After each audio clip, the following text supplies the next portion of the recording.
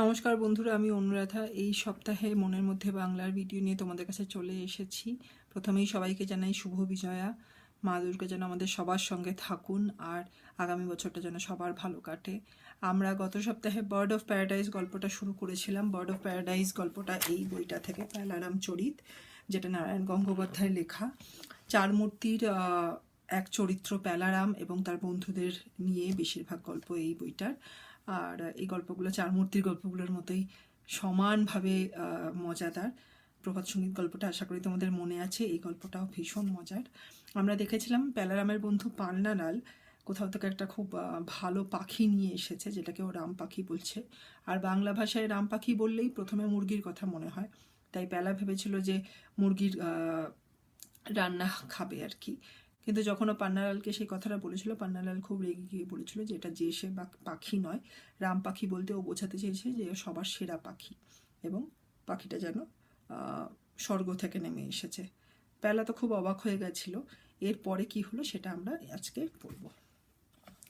প্রথম paragraph. Bird of paradise, স্বর্গের পাখি? তুই কি স্বর্গ থেকে কিনে আনলি? স্বর্গে কি এত সহজেই পাখি পাওয়া যায়? আর গেলেই কি কেউ ফিরে আসে? বলতে বলতে একটা গভীর সন্দেহ আমার মনে উকি দিতে লাগলো। সন্ধে ঘোর ঘোর হয়ে আসছে। দেশবন্ধু পার্কের এই কোণটা বেশ নির্জন, কাছাকাছি লোকজনও কাউকে দেখা যাচ্ছে না। আমার গা ছমছম করে উঠল। আমি করুণ সুরে বললুম, তুই ভূত টুত হয়ে যাসনি তো? তাহলে কিন্তু ভাই আমি এক্ষুনি অজ্ঞান হয়ে পড়বো। ভূতকে আমি দারুণ ভয় পাই। তো পেলা তো ভয় পেয়ে গেছে। আসলে ওরা বসেছিল দেশবন্ধু পার্কের, মানে ওদের পাড়ায় যে পার্কটা আছে তার নাম হচ্ছে দেশবন্ধু পার্কের একটা কোণায়। সেই কোণটা সন্ধে হয়ে গেছে, একটু লোকজন কমে গেছে, অন্ধকার অন্ধকার হয়ে গেছে। তো সেখানে বসেই কথা বলতে বলতে ও ভাবছে যে স্বর্গ থেকে কি পাখি পাওয়া যায় নাকি? স্বর্গ থেকে কি পাখি যে কেউ কিনতে পারে? আর স্বর্গে কেউ গেলে কি ফিরতে পারে? তারপরে ওর হঠাৎ মনে হলো যে পান্নালাল আবার মনে ঠরে গিয়ে ভূত হয়ে যায়নি তো? তখন ও সেটাই বলছে, তুই ভূত হয়ে যাসনি তো? আমি কিন্তু ভূতকে খুব ভয় পাই, অজ্ঞান হয়ে যাব তুই ভূত হলে এক্ষুনি। তো কি হলো, সত্যি কি পান্নালাল ভূত হয়েছে? দেখা যাক পান্নালাল পরের প্যারাগ্রাফে কি বলছে দেখি। পান্নালাল বললে, ধ্যাত তোর ভূত ভূত হতে আমার বয়ে গেছে। তোর মতো এমন বেকুব তো কোথাও দেখিনি। আরে বার্ড অফ প্যারাডাইস পৃথিবীতেই পাওয়া যায়। খুব দামি পাখি, 5-7 হাজার টাকা দাম হয় এক একটার। তোর মাথা ভর্তি গোবর, তুই কিচ্ছু জানিস নে। মানে পান্নালাল তো রেগে গেল, বলছে, ধুর কী সব বলছিস তুই? হ্যাঁ, আমি কি ভূত হব? আমার ভূত হতে বয়েই গেছে, মোটেও আমার ইচ্ছে নেই ভূত হওয়ার। বয়ে যাওয়া মানে একদমই ইন্টারেস্টেড নয়। বলছে তোর মতো এরকম বেকুব, বেকুব মানে বোকা, মানে কোথাও দেখিনি এরকম। বলছে বার্ড অফ প্যারাডাইস, নামেই বার্ড অফ প্যারাডাইস, কিন্তু ওটা প্যারাডাইস মানে স্বর্গ থেকে আনা নয়, ওটা পৃথিবীতেই পাওয়া যায়। খুব দামি পাখি, 5-7 হাজার টাকা দাম। 5-7 হাজার টাকা তখনকার দিনে প্রচুর টাকা। তো বলছে যে পেলা, তোর মাথা ভর্তি গোবর, মানে তোর মাথায় একটুও বুদ্ধি নেই। মাথা ভর্তি গোবর কথাটা বোঝানো হয় যে তোর মাথায় একটুও বুদ্ধি নেই, যার সম্বন্ধে বলা হয়। বলছে তুই কিছু জানিস নে। 5-7 হাজার টাকা দাম? আমার চোখ এবার কপালে নয় চাঁদিতে গিয়ে উঠলো। মেজদা বলেছে, মেজদা প্রাণী নিয়ে বই লেখে, জানিস তো? তো পেলা তো অবাক হয়ে বলছে যে একটা পাখির দাম এত? বলছে অবাক হয়ে চোখ কপালে, আগে বলছিল চোখ কপালে উঠেছে, এখন চাঁদিতে। চাঁদিতে মানে মাথায় আর কি ওঠা, মানে ভীষণ অবাক, আরও অবাক হয়ে গেছে। তখন পান্নালাল ওকে মানে আরও বুঝিয়ে বলছে যে হ্যাঁ সত্যি কথা, এটা ওর মেজদা বলেছে। পান্নালালের মেজদা প্রাণী নিয়ে বই লেখে। প্রাণী মানে জন্তু জানোয়ারও হতে পারে, আবার পশু পাখিও হতে পারে, যা খুশি। তো বলছে সেটা জানিস তো? এইবার পান্নালালের মেজদাকে নিয়ে একটা প্যারাগ্রাফ। পেলা কি বলছে? বিলক্ষণ। পান্নালালের মেজদা মোহনলালকে কে না জানে? দেখা হলেই জিজ্ঞাসা করবে, বলো তো বাংলাদেশে কত রকম পাখি আছে, আফ্রিকায় কী কী বক আছে, চামচিকের সঙ্গে বাদুড়ের তফাৎ কোথায়? মোহনলালকে রাস্তায় দেখলেই পাড়ার ছেলেপুলে দৌড়ে পালায়। তার কথা অবিশ্বাস করবে এমন বুকের পাটা কার আছে? বিলক্ষণ মানে নিশ্চয়ই, মানে অবশ্যই। বলছে যে পান্নালালের দাদা, তার নাম মোহনলাল, তাকে সবাই জানে, কারণ তাকে যেই মোহনলাল ওকে দেখতে পায় তখন জিজ্ঞাসা করে বাংলাদেশে, মানে প্রাণীর সম্বন্ধে নানা রকম কুইজ জিজ্ঞেস করে, বাংলাদেশে কত রকম পাখি আছে, আফ্রিকায় কত ধরনের বক পাওয়া যায়, অদ্ভুত অদ্ভুত ভীষণ কঠিন কঠিন প্রশ্ন। চামচিকে এবং বাদুড়ের মধ্যে দুটো একই রকম দেখতে, কিন্তু তফাৎ তো আছে। বলছে ওগুলোর মধ্যে কী তফাৎ? তো ওকে দেখলেই পেলা খালি নয়, বাকি অন্যান্য ছেলেপুলেরাও দৌড়ে পালায়। হ্যাঁ, কারণ জানে যে মানে ও খুবই, মানে এইসব বিষয়ে খুবই জ্ঞানী লোক আর কি মোহনলাল, তাই তার কথার উত্তর দেওয়া সম্ভব নয়, তাই জন্য সবাই ওই প্রশ্ন এড়াতে পালিয়ে যায়। তার কথা অবিশ্বাস করবে এমন বুকের পাটা কার আছে? বুকের পাটা মানে সাহস। এবার পেলা কি বলছে? সেই পাখি তুই 50 টাকায় পেয়ে গেলি? তোর মেজদা কি বললে? পান্নালাল বলছে, এখনও দেখেনি, দুপুরবেলায় কিনে দারোয়ানের ঘরে লুকিয়ে রেখেছি, দেখলে তো নাচতে আরম্ভ করে দেবে। হুম, এমন সস্তায় পাখিটা পেলি কোথায়? আরে তাই তো তোকে বলতে যাচ্ছি। অমন ভ্যাবলার মতো হাঁ করে দাঁড়িয়ে আছিস কেন? বস ওই বেঞ্চিটায়, সব খুলে বলি। তো এইটুকুনি দুই বন্ধুর মধ্যে কথোপকথন হচ্ছে, যে প্যালা বলছে যে কী করে মানে এত ভালো একটা পাখি পেলি, মেজদাকে বলেছিস? বলছে না না। পান্না বলছে আমি এখনও বলিনি, সারপ্রাইজ দেবে আর কি, এখন দারোয়ানের ঘরে লুকিয়ে রেখেছে, মানে যদি দেখায় তখন মেজদা আনন্দে আর কি নাচতে শুরু করে দেবে।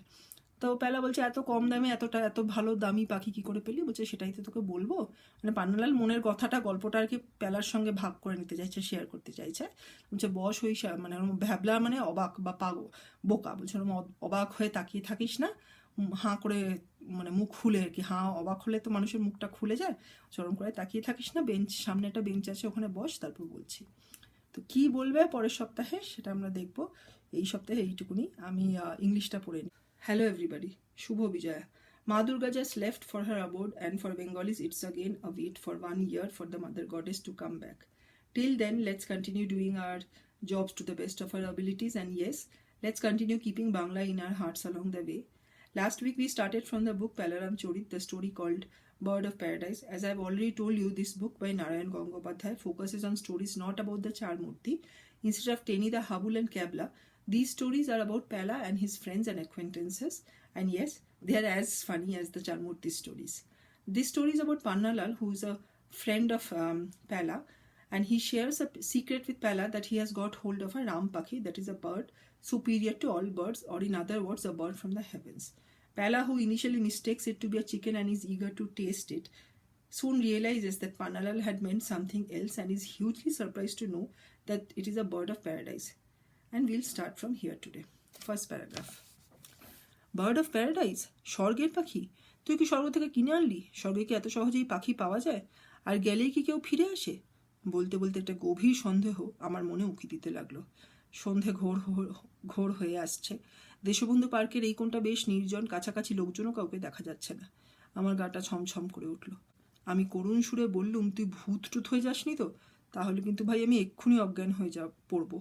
ভূতকে আমি দারুণ ভয় পাই। So here Pala wonders if it is really a bird from the heavens. He thinks, how can someone buy a bird from the heavens, and does one get a bird from the heavens so easily? He even wonders that if someone goes to the heaven to get a bird, how can they come back?